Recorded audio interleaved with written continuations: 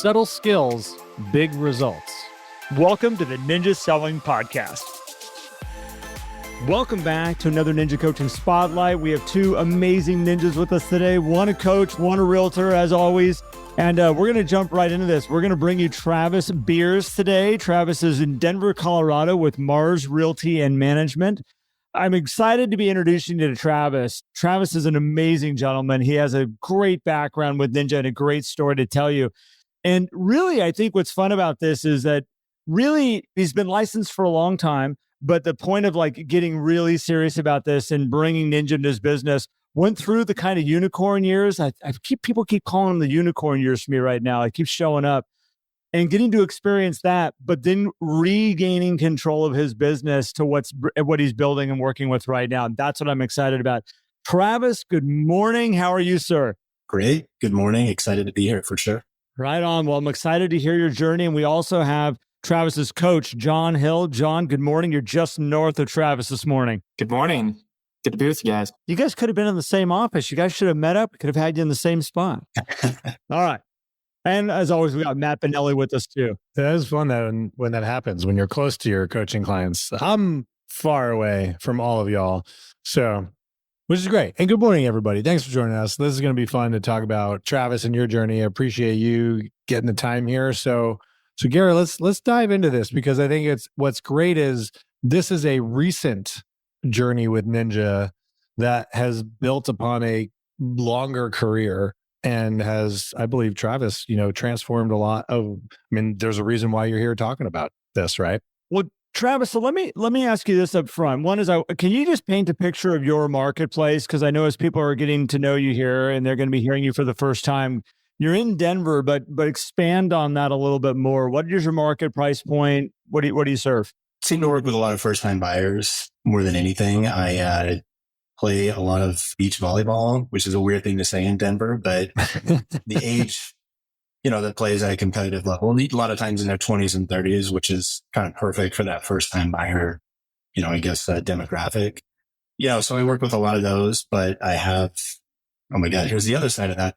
Also play a lot of pickleball, right? So that's what I was just going to say. You talked about spiking some 70-year-old in the chest with a pickleball the other day. So I know that you handle that also. That was years ago. And she was 80. Oh, sorry. I thought it was. Okay. And her name was Judy. We'll never listen to this.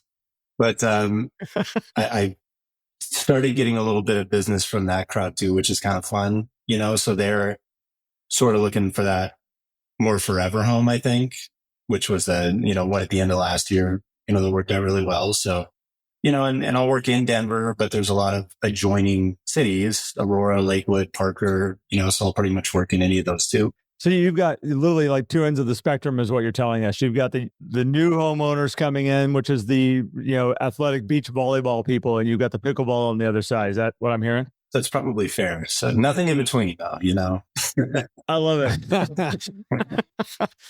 It will transition. They'll all kind of grow up. You'll get the phasing out. You'll get the other ones coming into the middle stage of life. Like, I think this is actually a really good long-term plan. It is. And I'm trying to push my volleyball friends into pickleball. See? It's all part of the plan. There you go. Well, so you were originally licensed when?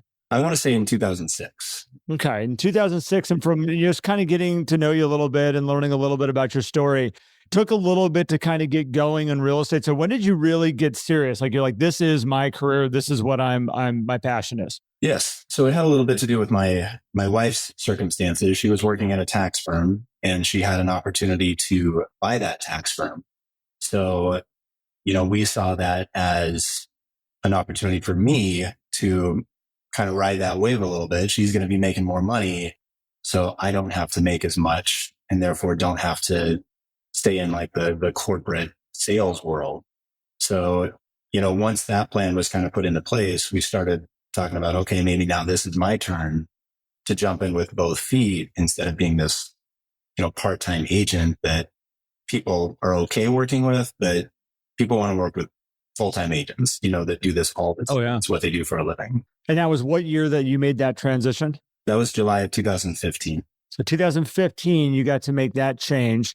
And then when were you first introduced to Ninja? I was at a brokerage And I approached one of the managing brokers and I said, I don't know what to do to grow my business. What do I do? And he said, well, identify your A, B, and C clients. And there's this thing called Ninja. But you know what? Never mind. Don't worry about it. Nobody does it. And I was like, oh, that's weird. So I actually heard about it years ago and eventually switched to a smaller brokerage, from one that had 600 agents in it to one that had 10, 10 or less. And I mean, that was in 2000, I want to say 21, when I switched to her brokerage in October. And in 2021, it was like, I'm doing great. I'm the best agent in the world. Look at all this business that's happening because I'm amazing, right? Didn't give any credence to the fact that the market was insane. It couldn't be the aftermath of COVID. Right. Yeah. But in my mind, I was like, yeah, my business has grown for the past 3 years. It had just grown by 20%, 50%. So I was just kind of seeing this organic growth all the way through 2021, which was a great year. And then in 2022, I mean, I kind of expected things to just go the way they've been going. I made this much in 2021 and make this much the next year. And then, that kind of reality set in midway through 2022 that this wasn't the same year. Right. And my business wasn't just going to grow organically with me really doing nothing or not a lot from a marketing standpoint.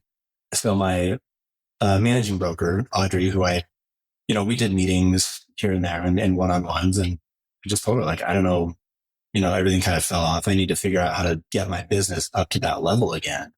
And she told me to read the Ninja book. And she told me that there was an installation in Loveland later that year, so this was probably in the fall.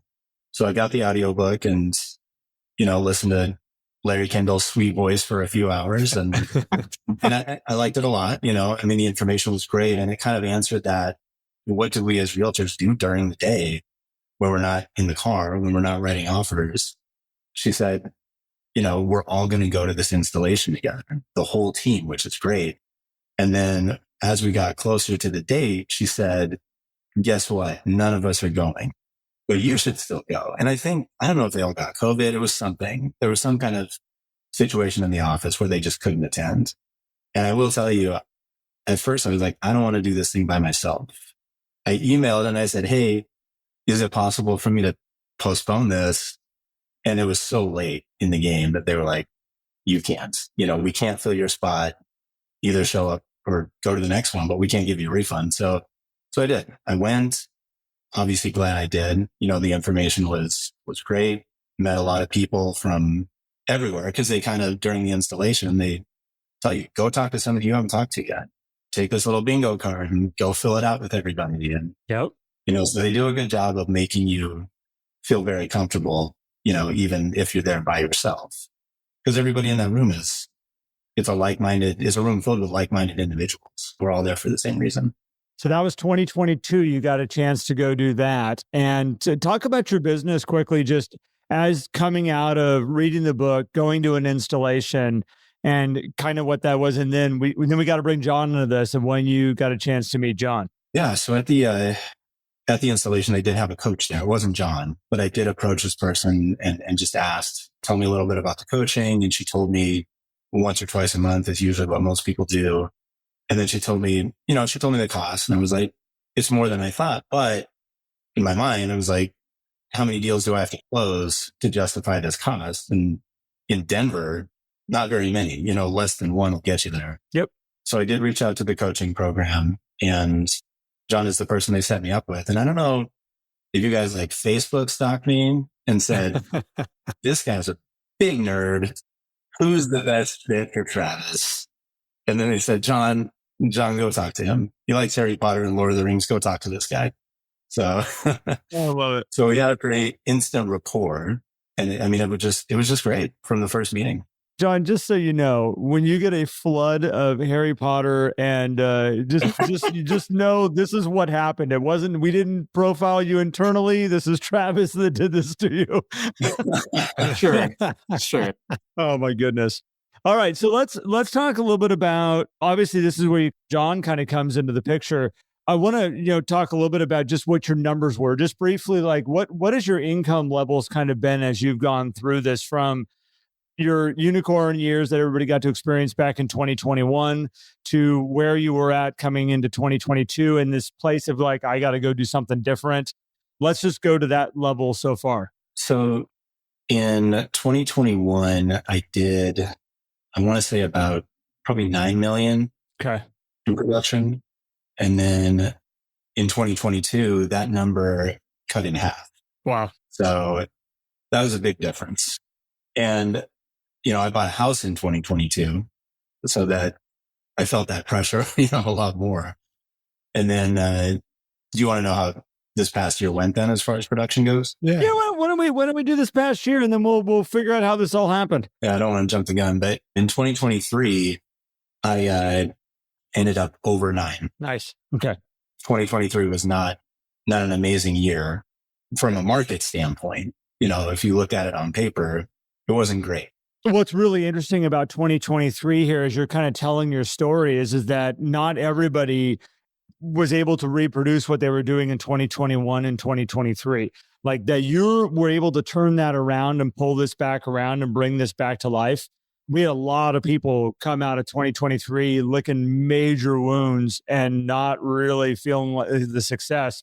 And there's a reason internally in the podcast or in the coaching community, we just did a whole thing on how did people that had their best year in 2023, and it was well received because a lot of people were going, how in the world did you do that? Like, how did you make that happen? So I just want to commend you on what you created here and what you were able to bring back. I appreciate that. Thank you. Yeah. Well, so let's bring Jon into this too. So Jon, Travis links up with you. You're kicking off this year that turns out to be for a lot of people a tough year. For Travis, it turned out to be a great rebound year, we'll call it, because this year is going to be even better. It's going to launch you to even new heights, I'm sure. When Travis came to you, like, what were the first things that you saw when you're like, okay, here's this guy who's been in the business really active in the business for 7 years. And now here he is going up, down, and wants to come back up. Where did you guys start? Sure. So the first thing I do have to say, since Garrett brought up like the community component and Travis felt like I Facebook stalked him, was it's interesting from my perspective. Like I felt like the information was good and we kind of connected, but I think the moment that like we knew we were meant to be in that relationship of a coaching relationship was Travis had worked at a place called Micro Center. And yeah, a lot of people may know Lord of the Rings or, these different things. But the moment when I could actually speak to that place, like it connected on a deeper level. And I could tell that was kind of the moment where the shift occurred of like, okay, he's not just looking at my Facebook profile saying, hey, I like Lord of the Rings too. Like I could speak to it. And so from there, the things that really stood out to me was this overall commitment from his side to kind of submit or like have trust in what we were talking about. So we first started on making sure within the volleyball and pickleball community, he was really in flow with those people, right? He talks about that's a major community. And what he doesn't mention is there's a lot of realtors in that community that he bumps shoulders with. And there was kind of this assumption early that, oh, they're already in this community. They're already on this team. So these people must be doing business with these realtors, right? Versus like our goal is to get business, but it's first to meet people where they are and, know what's going on in their world. So that was the first thing. So we talked about building in what we call buffers, where he showed up early to sand volleyball and would have like a beer with one person, kind of aiming for like a lunch or a coffee. And then we'd stay late 15 to 30 minutes to get 5 to 6 Ford conversations in. And that was really the first thing that I saw of willingness to do it, enjoy it. And the relationships in that community really started to thrive. So it sounds like, Jon, like what you were helping Travis trying to find here is the activities he was already doing, but try to maximize the time and the energy that was already going into this sport he loved, these people that he enjoyed. He could, like-minded people. I find so often, a lot of times people come into coaching and they think we're going to revamp their world or we're going to have like all this stuff outside the box. And I find that the more we can figure out who they actually really are already as people, and then try to pull it back in and say, okay, like let's see if we can use what you got here. And Travis, I mean, these are things, pickleball, volleyball, at the level you're doing it at, and again, there are no beaches in Denver. So it's like you're going to like a facility that offers this. This isn't just walking up and down Long Beach going like, where's my next pickup game? Like this is like a club and a community of people. Can you tell me real quick, how big is that community of volleyball and pickleball like in your area that you get to kind of network with? I mean, volleyball is hundreds, at least. And when I say hundreds, I mean, on the days that I'm there, because they run leagues, the opportunities are there to meet new people. I mean, every time I walk in the door, I can meet somebody new. I'm guaranteed to see people I've known for a year, 10 years, 20 years, so it's huge. I mean, the volleyball community in the Denver area in general, between grass and court and beach, it's enormous. Now, were you leveraging this community like in the 20 teens before you found Ninja, or were you generating business from other areas before you were like, wait a minute, I have all these people that I have relationships with that I can do business with? It's a great question. And it's funny. I tell people this and they're amazed, but over 95% of my business is volleyball. Well, with hundreds of people that you have access to, that's not that much of it's not much of a surprise for us, I guess. But it's a very social place too. It's not a thing where you show up and you play and you leave. I mean, people hang out, and community is the best word to describe it. Love it. Love that. So leading up, so you'd always been doing business from that group of folks. It's just, so the last year, let's say, it's been, how do I really structure and be intentional with my flow in a way that I can almost guarantee myself that business is going to flow out of there? Is that right? Yes, absolutely. Okay. That's usually one of the comments, Matt, that I'll hear people say, like, has all this business been in here the whole time? And I'm like, yeah, it has been. You just haven't been engaging it. It's just been kind of under the surface. And a lot of times when you go and you apply that energy to it, it's like, oh my gosh. And there it is, these people that need my help. I love that. Well, so Jon, did you see some things? I mean, I'm sure anybody who's new into Ninja, they have some habits from some other systems that they've deployed. And there's some people who just come into Ninja and they've been doing it that way. And maybe with Travis, it seemed like a hybrid because all of his business coming from relationships, but maybe not, structured in a way that's what we wanted. It just happened that way, kind of like the on accident versus on purpose. So what did you see, Jon? It's coming in as well. Okay, let's figure out how we start to deploy these systems into, whatever's going on with the situation. Were there any bad habits that you guys had to work on? I wouldn't say there was any bad habits. I think there was, like Travis talked about, like the unawareness of what we're supposed to do when we're not showing homes, right? I think that like giving him a set of activities and a schedule on those days when he wasn't doing like the real estate part, more like the lead generation part, was the biggest thing. And then making sure people were aware that he was a realtor. Not to say that in flow conversations it wasn't happening, but he really committed in a big way to Autoflow. And I know how like Larry talked about that when people would join the group, the level of investment people were willing to spend on Autoflow was a direct correlation to their success. And that was one of the big things of he had a pretty robust list that he was willing to commit to the Autoflow system. So the biggest thing was just making sure he knew what to do when he wasn't like showing homes or writing offers. So was there any Autoflow in place before, or was this brand new, getting content out to a database? There was no Autoflow. I would occasionally send something out. There was an email, but, it was not like every Monday or once every 2 weeks. I mean, there was no Autoflow at all. So what does it look like right now? Thanks. Jinx. So now I do Boomerang, and I have for probably a year and a half. And that one's great. People will come up to me and say, thanks for your card. It's funny, the mom of a player last night said, thank you so much. I'm so excited to go to the home and garden show. So I do get some feedback on that. And the KCM emails, keeping current matters, I'll do that once a week, on a Wednesday.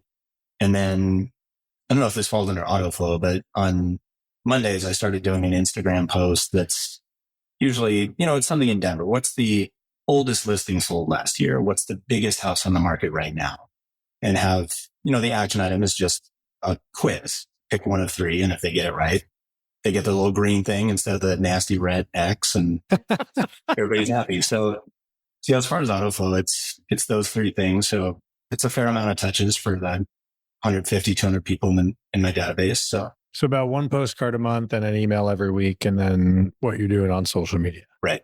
don't you have the client giant though too, right? For your A-list clients? I do. So you're right. That's a quarterly thing. So anybody that's bought a house from me is on Client Giant to get something. And I do get a lot of gratitude my way from that. And people will post about it on Instagram and tag me. Nice. And for people who don't know, Client Giant is basically a gifting service where once a quarter they send, I'd say, a premium gift, right? Something that's a nice high level, it's not like a little tchotchke or anything. Like, these are nice things that are sent out to your database, which is really nice. Yeah. Very good. Very good. I mean, that's had to make it, just those responses that now generated more board conversations for you, because like there's this, you have kind of the art pieces, but you also have the KCM, the science stuff going out, talking about the market. So has this, just doing that alone generated more conversations for you? Absolutely. Yeah. Without question, people will come up to me and they'll talk about that stuff. It's interesting because there are times when you feel like this stuff you're sending out is going unnoticed, but then I'll get those people that come up and they'll say, I love everything you post. It's so funny. With that article, I'm so glad you sent it because it was so interesting. So, that's one thing I would encourage people to think of is people are looking. Not everybody's commenting or hitting the like button, but people are seeing it. There's no question. Well, I love what you're doing with the social media side of stuff, because I think a lot of people get lost in what do I put out? What's good content? What should I be having hit their page? And your comments about like the oldest listing sold and little real estate data like that. But I also like that you do these polls because you bring them into it. All of a sudden it becomes an interactive thing where they, as you said, you give them the red X or the green. That moment that you can get interaction with them about real estate is a really powerful moment to have with somebody. So well done with creating that also, because I think a lot of people just put stuff out and they don't get the interaction. The interaction's huge. Yeah, for sure. What I would say with that too, Garrett, is something that I think Travis, he would speak to it of like, Travis has an amazing sense of humor, right? Like we never go through a call or even to the point of when he fills out his weekly meeting agenda where there's not like, I almost feel like he tests me to make sure I'm actually reading it because he always leaves like 2 or 3 really good jokes in there. But that's the part of like the interaction post poll to the level of like, oh, you got it wrong, right? Or like joking about like you got the red X. Like there's a level of like connection that happens that is very authentic to who he is and like who you're going to get when he shows up, whether it's at volleyball, pickleball, or a showing of like this genuine care, but also like we're going to have fun while we do this. It's important. So while we were kind of getting ready for this, we're also talking about events and not necessarily the events that you put on, but the invitations that we get from other people. And you had a comment that you said to me, which was, if you're invited, go. And that comment really stuck with me because I find a lot of real estate agents in our world, we get our marketing plan put together. We get our events that we put on, and then we get these invitations from our clients and we look at them like some sort of like obligation that we have to go to their event. It's like, oh my gosh, I have so many Christmas parties, so many things that I have to now attend. Right. And I love this mentality of if you are invited, go. Like, I think it's a piece that could be written into a business plan of just like, let's just focus on that model right there. Tell me a little bit more about that, where that came from and why did you say that to me? Because it just really stuck with me. Yes. So early on, before I was doing this full time, there was a friend I knew who was an agent in the volleyball community. She was with Keller Williams. And we were talking and I just asked her, what did you do to grow your business? Because she was very successful. And that was the one thing she said that stuck with me. She said, I go to every baby shower, everything I'm invited to where I'm like, do I really want to go to this thing? And she goes because it's a chance to be with people. And it's not a chance to run around and hand out business cards and say, I'm a realtor. But if you're there and they know that's what you do, they're going to ask you about it. That's just the way it is with real estate. But it's funny because that was probably 10 years ago. And if I get an invitation to something, I think I'm at an age where I'm like, oh, an invitation? I'm not doing that. Unless it's like at a park, we're going to play volleyball or something. But I'm like, no, all these people are going to be there. These people that I love to be around anyway. And there's never been a time where I've gone to something and left and gone, man, I hate it every second. It's always fun because I'm always with the people who I just want to spend time with. They're just fun people to be around. It's almost like a a byproduct. Like I always have that business brain of like, I need to go because I need to be around people. But I get there and it's just a good time. Even the things where a baby shower is always the one that comes into my mind. It's like, how many guys really want to go to a baby shower and watch them open every onesie and hold it up? But just go, go and hang out, be present. It's a chance to have those forward conversations. It's a chance to meet new people. And that's a big deal too. I think it's a place of like, how much am I leaning into a relationship style business? There's saying you want a relationship style business. They're saying you want to work with your friends and build a business around your friends.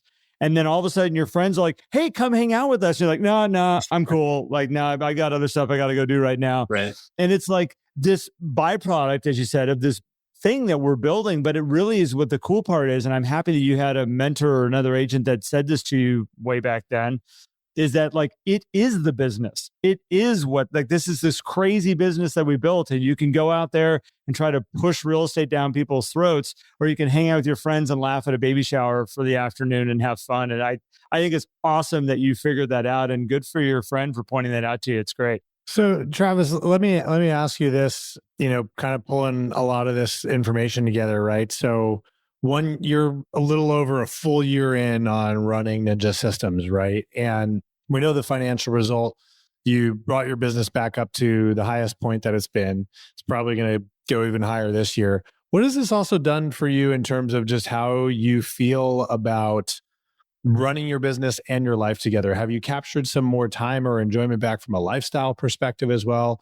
Tell us a little bit about what this past year has done for you in terms of that, because it sounded like in 22, you were feeling a bit stressed about what this business really is for you and what it's going to be going forward. It's a great question. And I would say that having these systems in place and having just kind of knowing in my mind that I'm doing the right things on a day-to-day basis. One thing that Jon and I talk about sometimes with a lot of humor around it is you can't draw a straight line. Like, I did this, I got this business. I wrote this card, now I'm selling this house.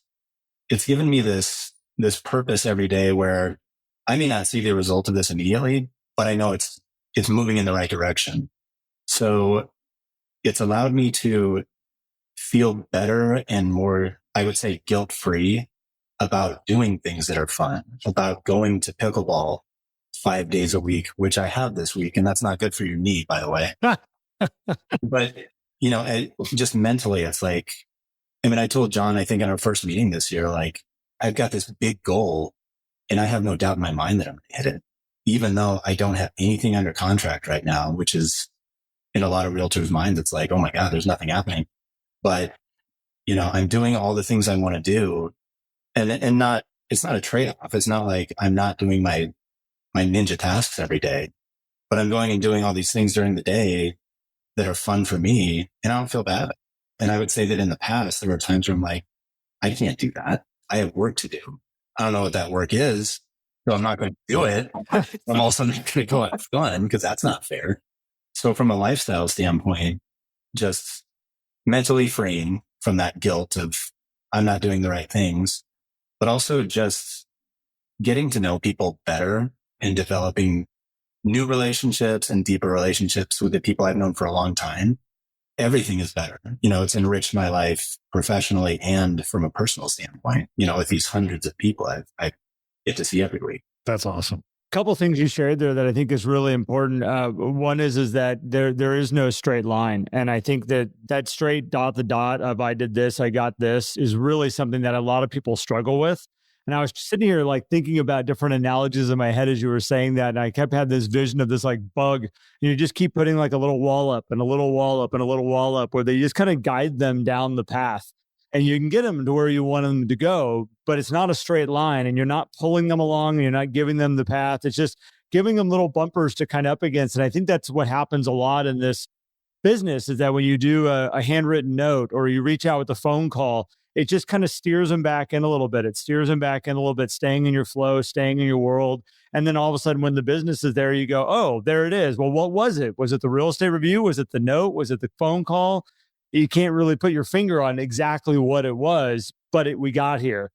And the second thing that I can hear in your voice, which I really love, is just this kind of calm and comfort of, yeah, I don't have anything necessarily in escrow right now, but I know how this works now and I know what to expect. And I know that if I just do these right things, there'll be business and it's going to be okay. And that level of comfort, everybody who's listening to this right now is going like, well, not everybody, but there's a lot of people going, I wish I just had that kind of comfort and confidence in what I was doing. And so, Travis, congratulations that you're there with that. And you're right, the business will be there and the business will come. You just got to just keep doing the right stuff. So I want to ask about the coaching relationship between the two of you also, because there was another great comment that was shared. Travis, you said this that, and I'm going to have you fill in the blank on this one for me because it's really, truly your words. But you said, Jon doesn't give me the answer when we're coaching. And can you finish this up? I want to hear a little bit about this and how this works for the two of you, because it really is the epitome of coaching. Definitely. And this is something that we joke about every time, because it happens every time. So we'll have, there's some kind of hurdle, or something I'm struggling with. And I'll tell Jon about it and he'll ask a question and he'll kind of lean in and then I'll look around and I'll be talking and thinking about it. And I'll look back and Jon's just like, I go like that, listening to me talk myself into the answer. Because he knows the answer's up here, because we're in this world, we're in this ninja world, and the answers, they exist. So yeah, he does a very good job of it's not me saying, this isn't going well, and Jon saying, well, this is what you need to do. We talk through it. We find out, okay, what's the real hurdle here? Like, what's really getting in the way? And I do 90% of the talking, and Jon nods his head, and I go, how much did I pay for that? But no, it's very conversational. We find the answer together, but he does. He kind of nudges me a little bit. He's like, I think you know the answer to this one. And somehow I stumble on it every time.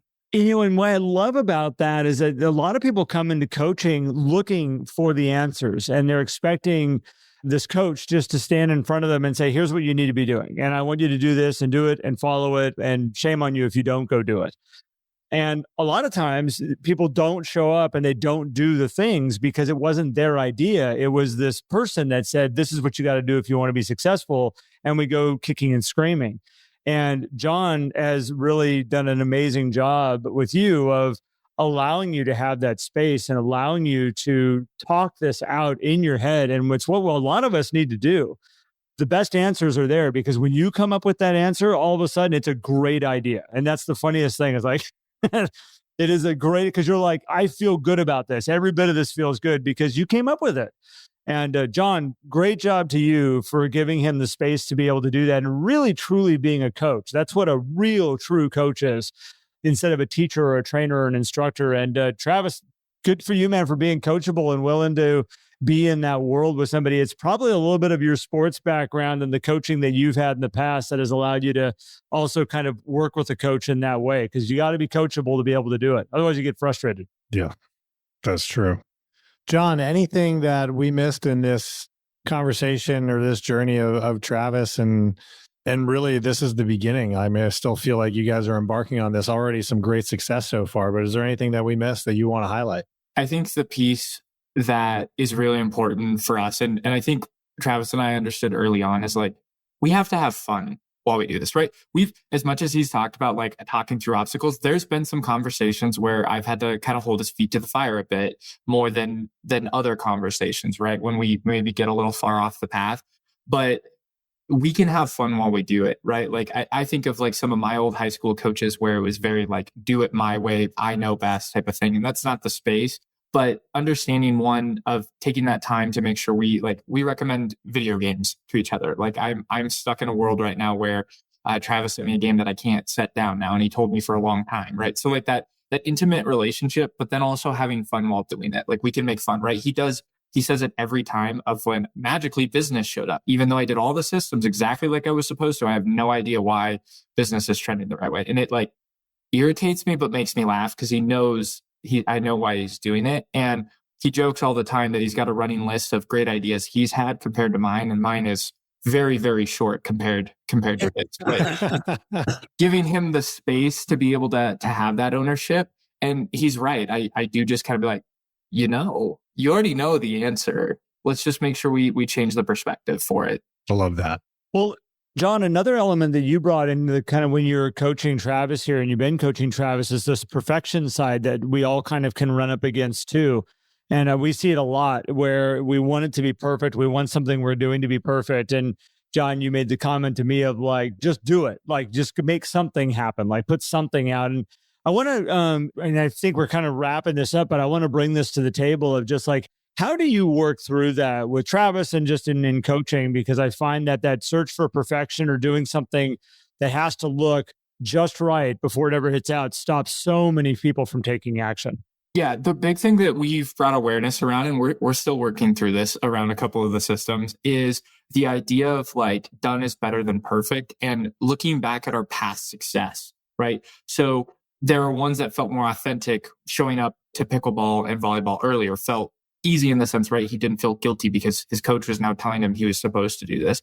And did we do it 100% perfect every time? No. But if we hit 80%, we're still that much better. And just the awareness of bringing back like, hey, look at where your success has come from in the past. And it wasn't because you did it exactly how we were supposed to do it or how someone else out there believes it is. It's done. And making sure he understands, again, where that business was coming from, showing up for pickleball, writing a note, putting his clients on Client Giant, doing Boomerang and stuff like that, of making sure he understands the success he's had and why he's had success. It's not an accident. It's super, super intentional what he's brought and why his business is flourishing the way that it is. Love it. Love it. Incredible. Well, gentlemen, this has been awesome. I am excited, Travis, for your journey through 2024 here and hearing the updates along the way, because obviously you've now established a really awesome foundation with Ninja, and I think it's only going to get a whole lot better from here, which is even incredible. As you said, you have big goals and you have no doubt that you're going to hit them, and neither do I. That's great. So any parting thoughts that you want to share with the audience about real estate, Ninja, volleyball, anything? Pickleball. Garrett, if you don't mind, I do want to go back to what you said about I'm an athlete, I'm coachable, all that kind of stuff. I didn't start playing volleyball until I was an adult. Really? Well, I have 20 years of bad habits that every time I play, I'm like, my shoulder doesn't feel good because, I'm not swinging at the ball right. So to kind of make that analogy with real estate, I had bad habits before I got into Ninja. And, there are certain things like certain people, I'll tell Jon, like, I'm not going to talk to this person because I know that they're going to work with this person. And Jon's like, well, how do you know that? And how do you know this person doesn't know 10 people that are moving this year? So he's taken me out of bad habits where I'm kind of writing this narrative that isn't true about, well, these people are going to go over here. They don't have any interest in working with me. So as a coach, he said, no, there are some things that are genuinely not opportunities and they may never be, but he's taught me to not look at it as it's not just that person, that you're talking to them. And they're going to talk to their family. They're going to talk to their friends. So that's just one example of a habit that existed that he's pulled me away from. And he's taught me to look at every situation as worthwhile, because something will come. It's a relationship. It might be business. And if it's not, it's still a net positive. I'm still getting to know these people better. It's still worth doing, and he's taught me a lot about that too. I really appreciate you sharing that. So many people talk themselves out of people they should be talking to. What truly is an opportunity, and Jon, good for you, and Travis, good for you for being able to listen to that and being able to go, okay, let's get away from this one-to-one. I have this conversation. This person's a potential piece of business, to like just being good to people and connecting with people. And there's so much that can happen around that. It's absolutely awesome. It's good for you, man. Yeah, that's a major thing. And I think that's what a great note to share at the end here is for everybody listening, like take that with you, right? Like there is opportunity all around. You can change, people can change too. And just because you think it is a way doesn't make it that way. And so look at everything with those open eyes and everything. So Travis, man, thank you so much for sharing this and your story. Jon, thank you for bringing Travis to us and for sharing a bit of you with us as well. And Garrett, thank you as well for getting coaching all started up and making this possible so we can share these stories of amazing transformation. So Well, and thank you to the audience, people who've tuned in and listened to these spotlights. We really appreciate you guys joining. If you want to connect with us and even more people on the Ninja Path or investigating the Ninja Path or wherever they are, head over to our Facebook group, search for the Ninja Selling Podcast on Facebook. You'll find us there with 15,000-ish plus people. You got questions, you can get answers there for sure. And if you want to learn more about coaching, which Jon, Garrett, myself spend most of our time in, head over to ninjacoaching.com or go to ninjaselling.com and click on the coaching button. And you'll get connected with a coach, just like Travis did with Jon. And it may be that perfect match made in heaven where the Lord of the Rings and the Harry Potter connection is strong. And if for some reason it's not, Garrett is a master at making sure that you find the right coach to guide you on your journey, because that is a crucial component in making sure that you're getting the most out of Ninja Coaching and Ninja Selling, is that we have somebody in your corner who you love, who you trust, who's on this journey with you and you connect with. So anything I missed there, Garrett? We're good, man. That was awesome. I appreciate you so much. I appreciate Travis. Thank you. Jon, thank you. This was absolutely awesome. Thanks for your time. And yeah, till the next one, we'll be back. Take care, everybody. If you enjoyed today's episode and would like more, visit us at theninjasellingpodcast.com. There you will also find links for more information about ninja selling and coaching. Have an incredible day.